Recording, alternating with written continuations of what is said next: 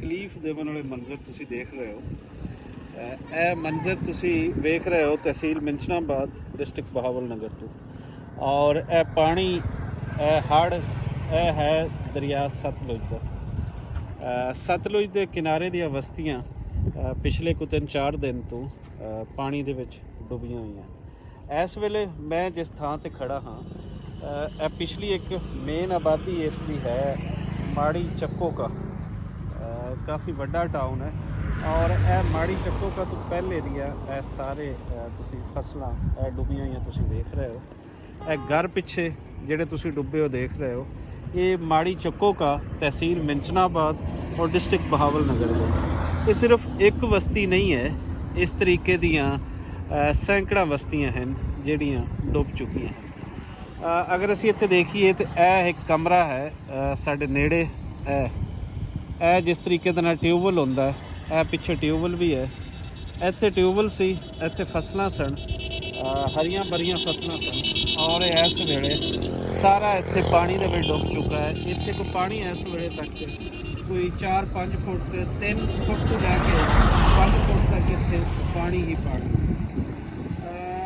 ਇਹ ਹੈ ਬਿਲਕੁਲ ਕਿਨਾਰੇ ਦੇ ਨਾਲ ਜਿੱਥੇ ਤੁਸੀਂ ਕੁਝ ਮੱਝਾਂ ਵੀ ਦੇਖ ਰਹੇ ਹੋਵੋਗੇ, ਲੇਕਿਨ ਪਿੱਛੇ ਤੱਕ ਤੁਸੀਂ ਸਾਰਾ ਉਹ ਪਾਣੀ ਦੇਖ ਰਹੇ ਹੋ ਔਰ ਇਸ ਪਾਣੀ ਨੇ ਤਬਾਹੀ ਮਚਾ ਦਿੱਤੀ ਹੈ। ਇਹ ਪਿੱਛੇ ਹੈ ਦਰਿਆ ਸਤਲੁਜ।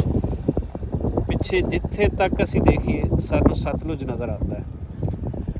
ਇਹ ਹਨ ਇਸ ਦੇ ਮੰਜ਼ਰ ਔਰ ਇਹ ਸਾਰਾ ਏਰੀਆ ਜਿਵੇਂ ਕਿ ਮੈਂ ਪਹਿਲੇ ਦੱਸ ਰਹੀ ਹਾਂ ਇਹ ਸਾਰਾ ਏਰੀਆ ਇਸ ਦੇ ਅੰਦਰ ਹਰੀਆਂ ਭਰੀਆਂ ਫਸਲਾਂ ਜਿਹੜੀਆਂ ਇਸ ਵੇਲੇ ਨਹੀਂ ਰਹੀਆਂ, ਇਹ ਡੁੱਬ ਚੁੱਕੀਆਂ। ਇੱਥੋਂ ਦੇ ਕਿਸਾਨਾਂ ਦਾ ਜਿਹੜਾ ਤੁਸੀਂ ਕਹਿ ਲਓ ਕਿ ਦੋ ਤਰ੍ਹਾਂ ਦੇ ਸੋਰਸ ਆਫ ਇਨਕਮ ਹੈ।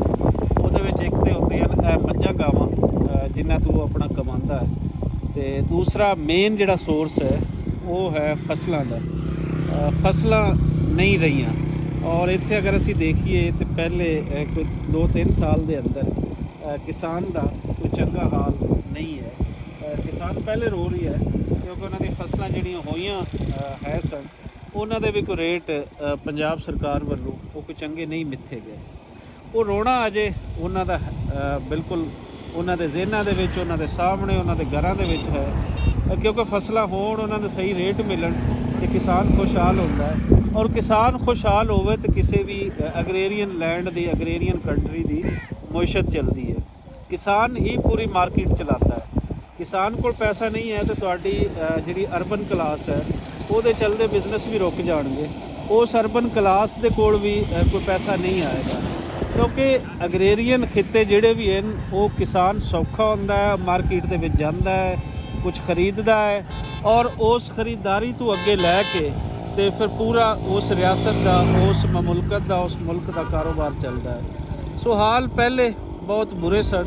ਉੱਪਰੋਂ ਇਹ ਹਾਲ ਹੈ ਦਰਿਆ ਸਤਲੁਜ ਦੇ ਕੰਢੇ 'ਤੇ ਜੋ ਤੁਸੀਂ ਦੇਖ ਰਹੇ ਹੋ। ਇਹ ਪਿੱਛੇ ਅਗਰ ਦੇਖੀਏ ਤਾਂ ਅਸੀਂ ਆਬਾਦੀਆਂ ਦੇ ਨਾਲ ਨਾਲ ਇਹ ਸਾਰੇ ਸਕੂਲ ਵੀ ਉਹ ਵੀ ਡੁੱਬ ਰਹੇ ਔਰ ਇੱਥੇ ਕੋਈ ਸਾਨੂੰ ਬਹੁਤ ਜ਼ਿਆਦਾ ਸ਼ਾਇਦ ਅੱਗੇ ਪਿੱਛੇ ਕਿਤੇ ਹੋਏ ਕੋਈ ਗੌਰਮੈਂਟ ਵੱਲੋਂ ਕੋਈ ਫਲੱਡ ਰਿਲੀਫ ਕੈਂਪ ਹੋਣ, ਲੇਕਿਨ ਇੱਥੇ ਸਾਨੂੰ ਉਹ ਅਜੇ ਤੱਕ ਕੋਈ ਨਜ਼ਰ ਨਹੀਂ ਆ। ਸੋ ਥੋੜ੍ਹਾ ਜਿਹਾ ਅੱਗੇ ਨਿਕਲਦੇ ਆ, ਕੋਸ਼ਿਸ਼ ਕਰਦੇ ਆ ਕਿ ਅੱਗੇ ਜਾ ਕੇ ਵੇਖੀਏ ਕਿ ਕੀ ਮੰਜ਼ਰ ਹੈ ਔਰ ਮੇਰੀ ਕੋਸ਼ਿਸ਼ ਇਹ ਵੀ ਹੋਏਗੀ ਕਿ ਲੋਕਾਂ ਦੇ ਨਾਲ, ਇੱਥੋਂ ਦੇ ਜਿਹੜੇ ਲੋਕ ਹਨ ਉਹਨਾਂ ਦੇ ਨਾਲ ਤੁਹਾਡੀ ਗੱਲ ਵੀ ਕਰਾਵਾਂ।